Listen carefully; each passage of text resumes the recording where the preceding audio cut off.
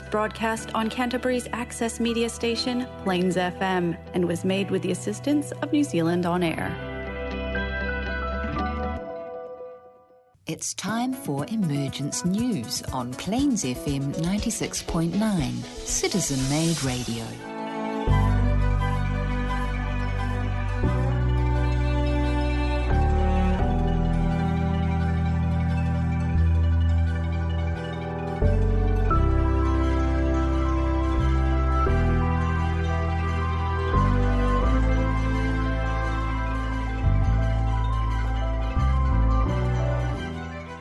Hello and welcome to Emergence News, coming to you from Plains FM, Christchurch, New Zealand. In this program, we talk about the return of the teacher, the Lord of Love, Maitreya the Christ, to our everyday world. With him come his disciples, the Masters of Wisdom, and there will eventually be about 40 of them. I think there's already 14 of them here. Today we are talking about Maitreya's priorities, that we should know ourselves, who we are, why we are here. He gives us a simple edict: honesty of mind, sincerity of spirit, and detachment. These are the tools that we need to use to become self-aware and also to have God awareness as well. But first we will ask Sophia and John about their focus today. Sophia, what have you got for us? So today I'm looking at the present day glamours that sort of affect us all and stop us having that sort of sincerity, honesty and detachment. That's right. I'm pretty sure we've all got lots of glamours. John, Yes. what are you talking about? Yes, well, I went down a rabbit hole and the earth is still flat, so I'll come back with some information around that. Oh, good one. Okay. And as we go on, I'm going to bring in a couple of examples of detachment from Benjamin Crem's book, Maitreya's Mission, Volume 2.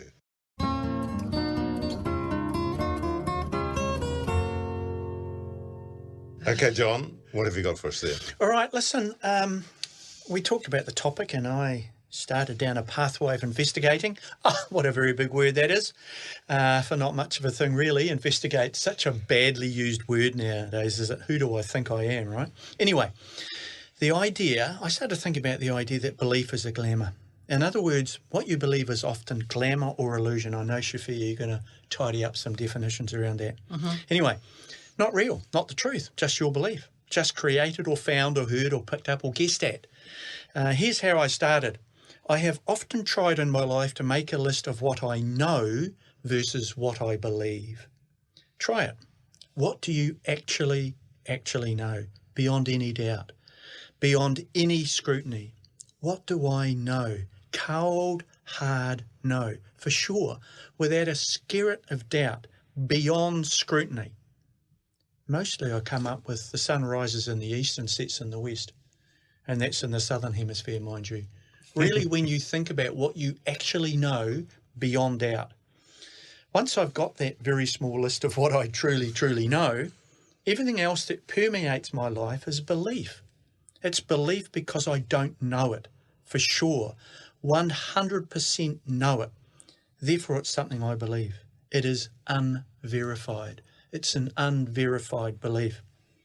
If I can't take an idea or a thought or a belief out of my head and give it to someone else to prove them beyond doubt its veracity, it's the truth, then it has to fall into the belief box. So even if it exists in my mind, even if it exists in my I know box, if I can't prove it to another person beyond doubt, then I have to put it back into the belief box, right? So where does belief exist? And I'm going to suggest to you it exists in the past. We return to the past, to memory, to access belief. Here's an example. Racism is a belief stored in our memory. We search our memory when confronted with certain images or ideas or people or places, duck into our memory and come up with racism. Planted there by others often, given to us by others. There is no gene for racism, no gene for hate. An external idea that massaged our fear at a certain point in our lives and so it stuck. Racism is a belief that can only exist in memory, because in the present it doesn't exist. If you are able to observe without condemnation, one of my favourite quotes from Krishnamurti, then you don't access the past, you don't access your memory, you stand and be in the present. When you observe without resorting to memory, there is no condemnation. Our conditioning exists in memory. In the past, in the database of our mind. If you don't access it, you don't have belief. Then, as the sages say, you are able to see. Maybe that is the only way to know, by being present. Therefore, your beliefs should be up for debate. They should be up for negotiation, up for change, up for rewriting, up for dumping, up for cleaning out. Belief is moving on through. Belief needs to be held with detachment. Honesty, sincerity, and detachment. Practicing those skills frees us from madness. And I believe, Peter, you're going to maybe revisit for us honesty, sincerity, and detachment at some point. Yes, that's right, John. We've got a couple of examples here from Benjamin Crimm's work. Fabulous. Knowing, now if I go from my belief box to my knowing box, knowing is not up for debate. It has nowhere else to go. It stays because it's true. And sometimes it can't be discussed. Sometimes it can't be shared, because knowing often insults belief. All right, so recently I have encountered strongly held beliefs that were opposite to mine. Unshakable beliefs. Potentially violently held beliefs. Beliefs that when challenged produce concerning levels of defence from the other party. In the face of that, I retreated to my beliefs. That safe, warm and comfortable sanctuary that I've created, my beliefs. In doing so, I came up with, from my database of memory and belief, the sword of cleavage. I'm going to explain that madness that I see in the world. I'm trying to understand that madness that I see in the world. And I got to the sword of cleavage. Now, I've been involved with the Maitreya story for a very long time, but it is belief. Because I'm not sure that I can present it to the world as an absolute knowing beyond doubt. So in my mind, the Maitreya story is something I believe, and I'm comfortable with it, and I'm comfortable to discuss it. But anyway, I found the sword of cleavage. Benjamin Crimm tells us it's the energy of love which creates the sword of cleavage. Cleavage is different, separation, and yet when we understand it, that energy is released to the world by Maitreya, who is the avatar of love. He releases that love into the world and stimulates everybody without exception. The good, the bad, the altruistic, the selfish, the greedy, the unselfish, and so on. Everybody is stimulated. That energy itself is purely emotional. It is neither good nor bad. Cleavage. I was experiencing cleavage. I have met some people that I believe now, and I use that word deliberately, I believe, are on the other side of the divide of the cleavage, as I see it. See the qualification there? As I see it. What I see is driven by my belief. We here in this studio have shared beliefs. We have some shared beliefs around the Maitreya story, about the appearance of an avatar, about the Lord of Love. We may be wrong. But we do have intuition too. Yes. And this throws a bit of a spanner in the works. It does, but I can't take my intuition and present it to someone who doesn't share it. No, but you have that sincerity that your intuition tells you it's true. Yes, so I can live with that. And in fact, what I did come up with is we're all seeing cleavage. How we see our cleavage, or the cleavage, is defined by our point of evolution. It's defined by our race structure and our point of view. These are personal attributes that shape how we see the world. The world is polarizing around thought forms, around belief, and around illusion. So we have a shared belief, you and I and Shafia, and it sustains us and it makes us feel good. However, until the day of declaration, we may never be sure. So anyway, cleavage, the sword of cleavage is around choice. The choice is ahead of us, ahead of humanity.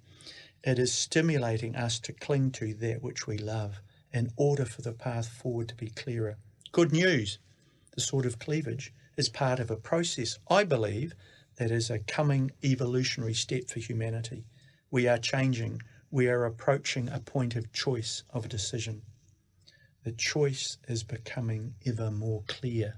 The tension is certainly there for change, isn't it? And great change is preceded by crisis. So, belief in knowing glamour and cleavage. Yes. Things that are happening right now on planet Earth. This is the Emergence News on Plains FM. For more information, go to shareinternational.org. Okay, that's great, John. And thank you, Shafir. You're going to carry on with the good work. Yes. Well, I'm talking about the present-day glamours that we're encountering. And the Master writes that of all the problems which beset humanity, there is none greater than the problem of glamour.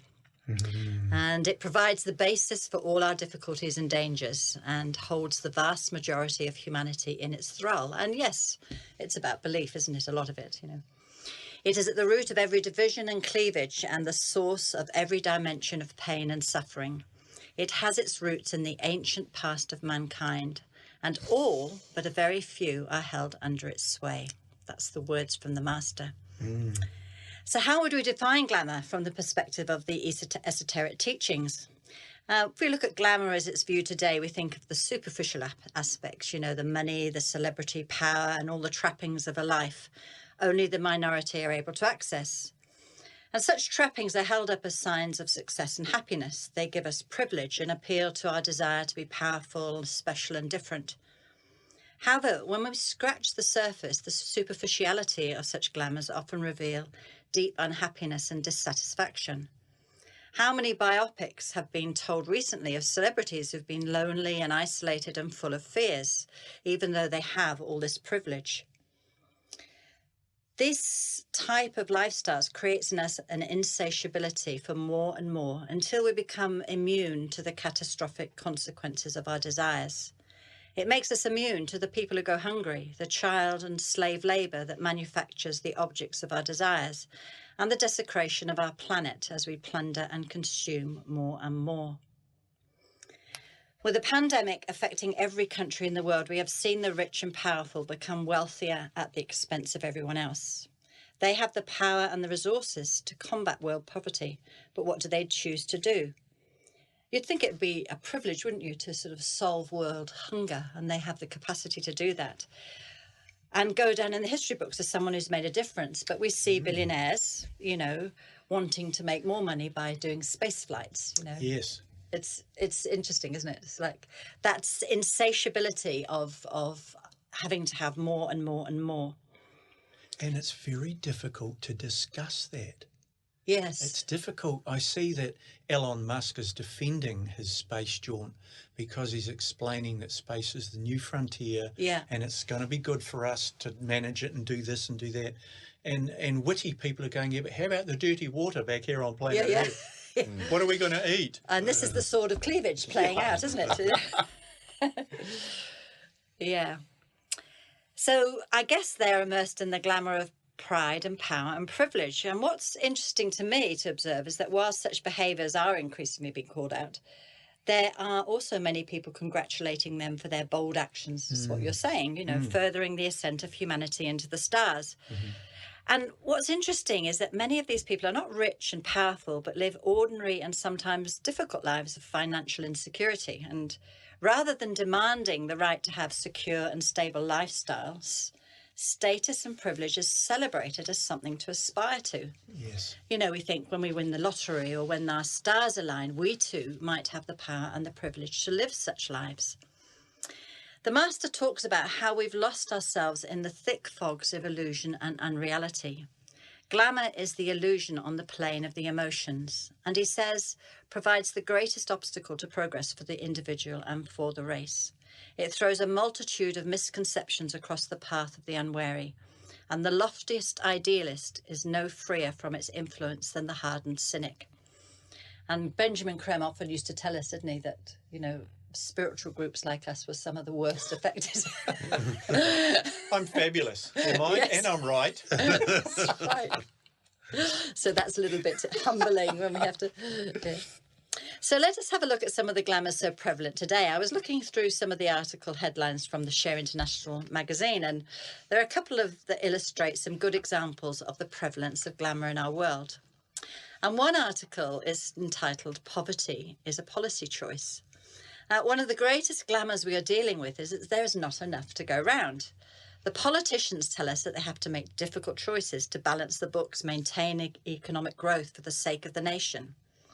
I saw this in action in the UK when Jeremy Corbyn, you know I'm a fan of Jeremy Corbyn, was the leader of the Labour Party, and he brought out a fully costed manifesto which dedicated itself to a living wage for all, renationalising public utilities so that they became not-for-profit, scrapping student debt and providing free lifelong learning for all people, including free broadband and a fully supported National Health Service, all of Maitreya's priorities. Yeah.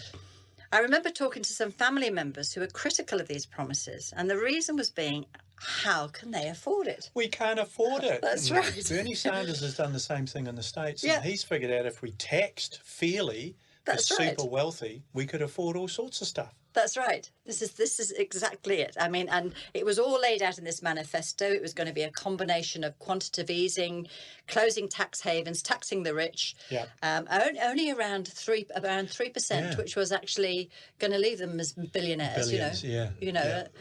Yeah. And then also to cut the war budget, which Yes. is the military budgets around the world, which would release lots and lots of money. And somehow we brought into the glamour that there's not enough for everyone, that the billionaires bring the money into the country, so they should somehow be protected from the burdens the rest of us have to bear. How is it that humanity is so willing to believe that it does not deserve to have as a human right enough food to live, a secure home base, free education and healthcare? Yeah. It's interesting, isn't it, how we just don't think we're worth it somehow. Yes. Yeah. It's Yeah, one of Bernie Sanders' quotes, which I love so much, is I'm not quite sure on the numbers, but he says something along the lines of the greatest victory of capitalism is that the guy earning $25,000 an hour has convinced the guy earning $25 an hour that the guy on $7.50 is the problem. Yes. Right. Well, that is a glamour.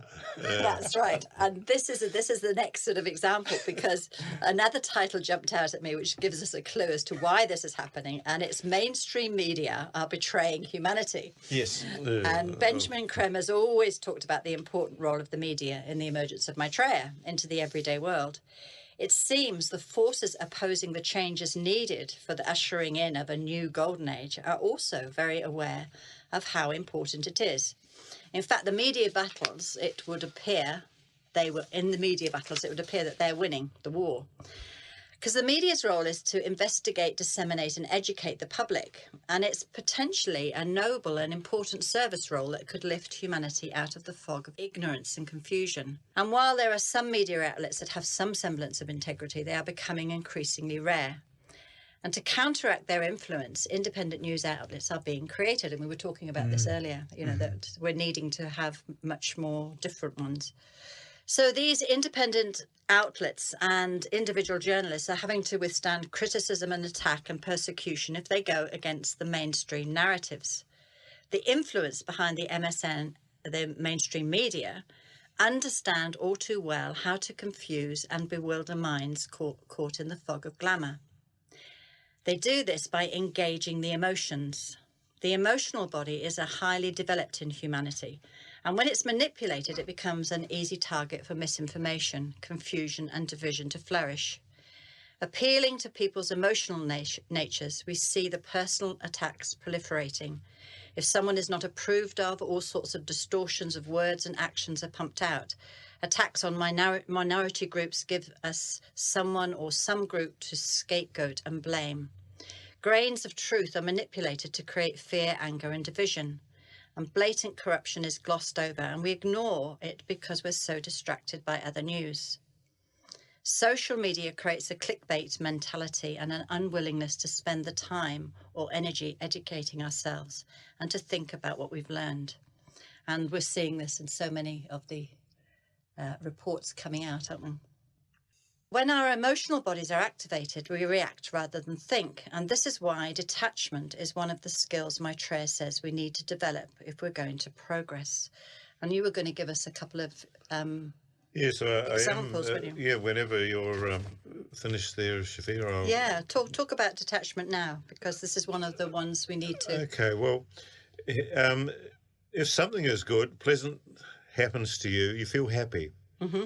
But if you're not happy before, and you may not be happy tomorrow, so the feeling of happiness is not the self.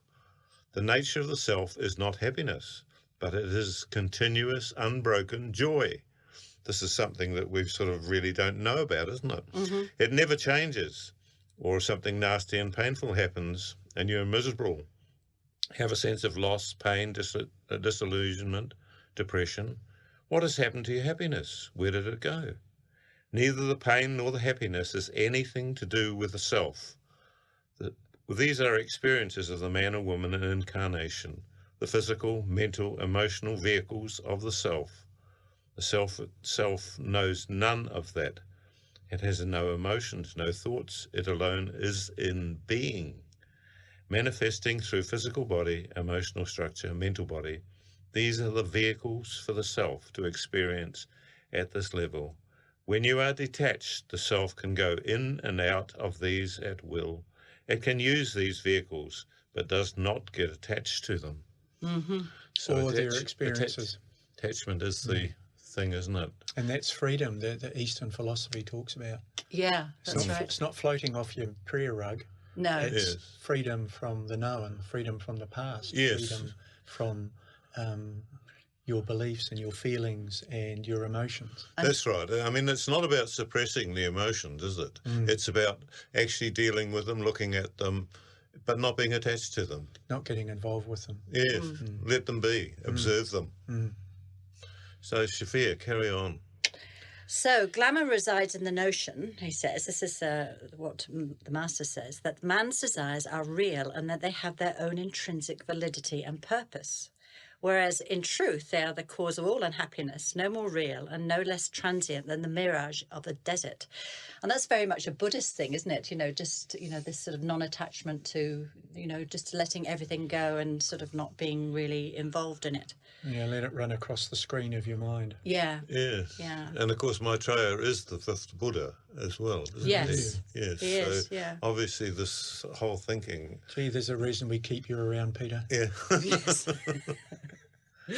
So he says the answer lies in the shift of focus from the self to the group, in a truer identification with the soul and its relations to all soul. The light of the soul through the agency of the mind is the great dissipator of glamour. And he also assures that eventually humanity will work through this phase and establish a truer perception of reality. The myriad glamours which beset the race today will one day dissolve in the light of the soul. And so we need to connect with our souls. How do we do that? Right. Meditation and service is the right royal road to enlightenment. That's right, yes. So to finish, here is an example of detachment.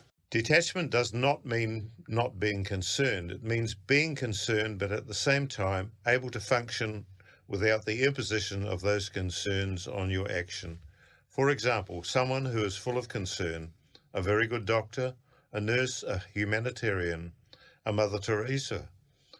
She concerns herself with the well-being of the people, mainly in Calcutta, but also around the world.